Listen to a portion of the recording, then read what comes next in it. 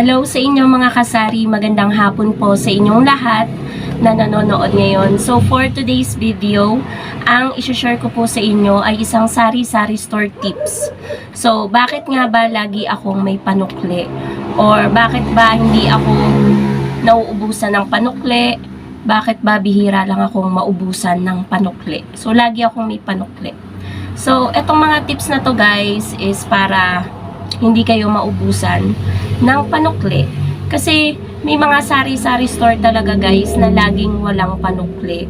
Kasi hindi nila na aanong maigi yung mga panukli nila.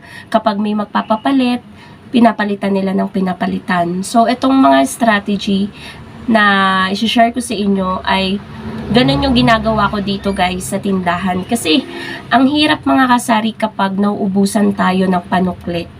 Naranasan ko yan itong mga nakaraang araw, wala pang isang linggo.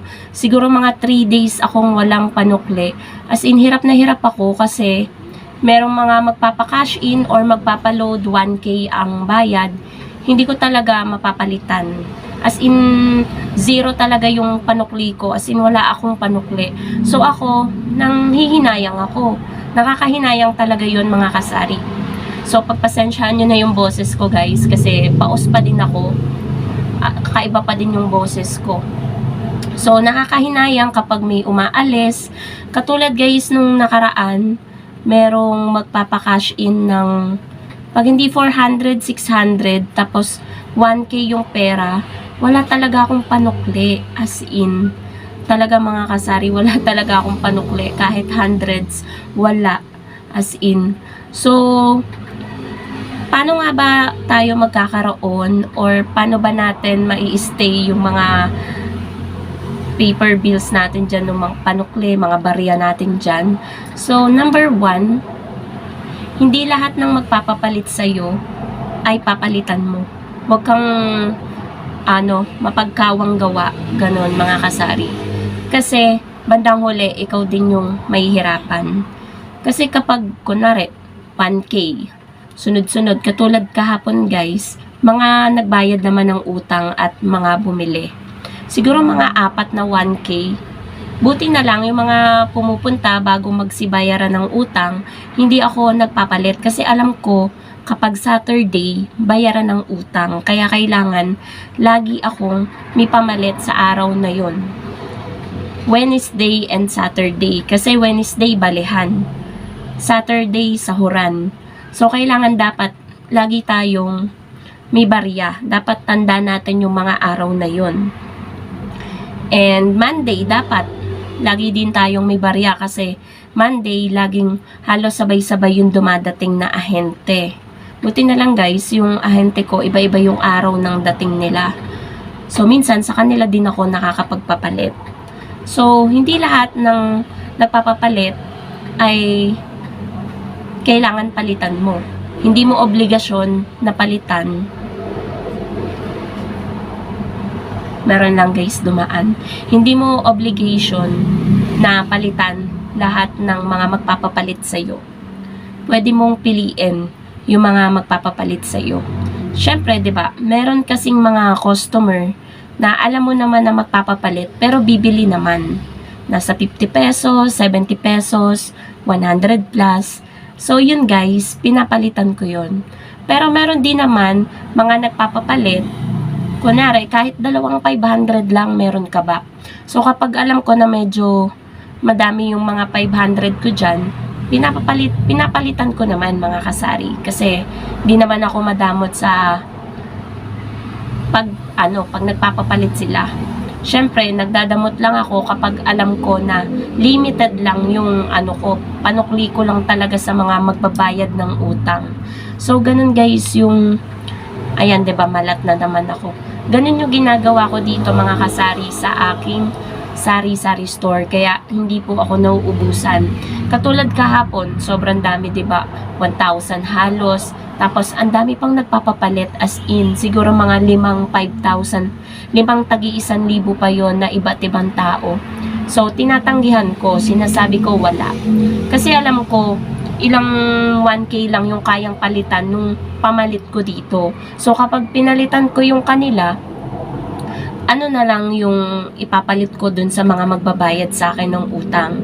So kapag wala akong pamalit, sasabihin nila next week ko na lang babayaran.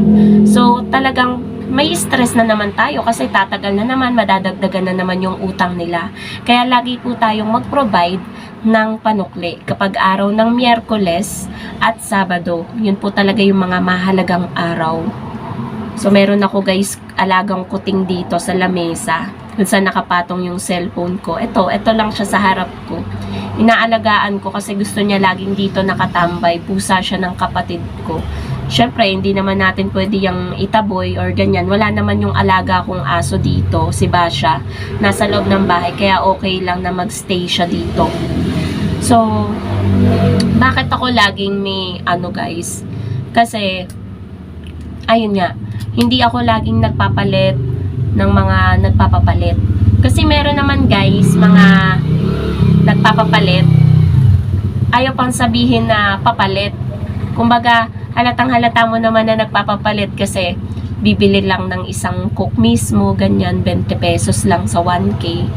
Tapos, minsan naman magpapaload lang ng giga 50, ganyan, tapos 1K yung pera. Tulad kanina guys, lagi ko nahalata yung isa kong customer sa load. Lagi kapag pupunta siya dito, excuse me guys, bigla nangati yung lalamunan ko. Parate kapag pupunta siya dito, 1K yung dala niya, tapos giga 50 lang. Tapos meron naman pala siyang barya kanina. Sabi ko, wala talaga akong pamalit dyan. So nakapagpaload siya, meron naman pala siyang pera na barya. So, gusto niya lang talagang palitan yung 1K. Pero kanina, naka-4 na balik din siya. So, ako guys ay nagbabalik. Meron lamang pong bumili. Nagulat pa nga ako kasi ang lakas ng boses.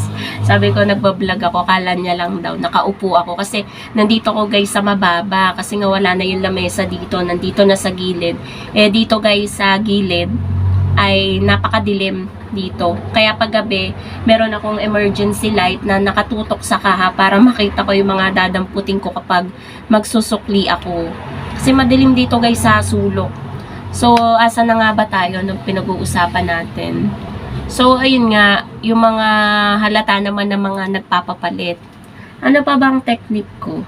Kasi ako guys, pinipilit ko talagang mag-ipon ng panukli.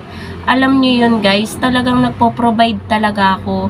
Minsan nagpapabarya pa ako sa mga magdi-deliver ng sa Lazada, ganyan.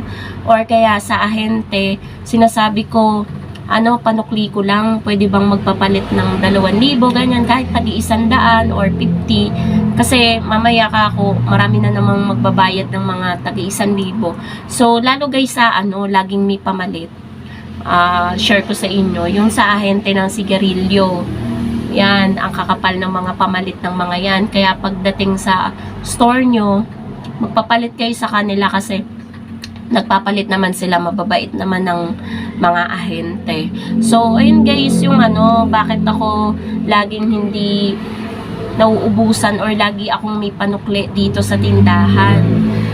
Tulad ng mga nakarang araw, talagang hirap na hirap talaga ako sa panukli dahil nga mga kasari, ang dami din, parang ang yaman ng tao ngayon, 1,500, ganun yung mga nila, pera nila. Tapos, eto, kaya nakaipon-ipon ako, may mga nagbayad ng utang kahapon, kaya nagkaroon din ako ng mga panukli. Ayun, yun guys yung technique ko dito sa tindahan. Hindi kailangan always pinapalitan natin yung mga nagpapapalit. Kasi tayo din bandang dulo ang mahihirapan kapag merong bumili sa atin. Tayo naman yung walang panukli, pupunta sila sa ibang tindahan. Tayo yung nawalan ng benta at kita. Kaya talagang maging din tayo guys sa pag mga nagpapapalit sa ating sari-sari store. So, yun lang naman mga kasari ang masashare ko sa inyo na tips. Bakit ako laging may panukli, pamalit dito sa tindahan. So, minsan nga guys, dito pa pumupunta yung mga ibang tindahan. Kasi ang dami kong coins. Naiipon din sa akin yung coins. May 10 pesos, 5 pesos na bago, 5 pesos na luma, piso. Talagang binubukod-bukod ko yan. Nakalagay yan sa Actually, meron nga ako dito guys. Kunin ko para may proof ako. Ayan, ito. Sobrang bigat nito. Nasa 1,000 plus to mga barya. So, tagpipiso. Merong tagpa 5 na bago. Meron namang tagpa 5 na luma. So, yung mga kumukuha nito is yung mga ibang tindahan. Hindi ako guys madamo talaga sa ano. Lalo dito sa coins, aanuhin ko ba itong mga coins? Minsan naman, yung mga ahente natin, ayaw tumanggap kapag ganito karami.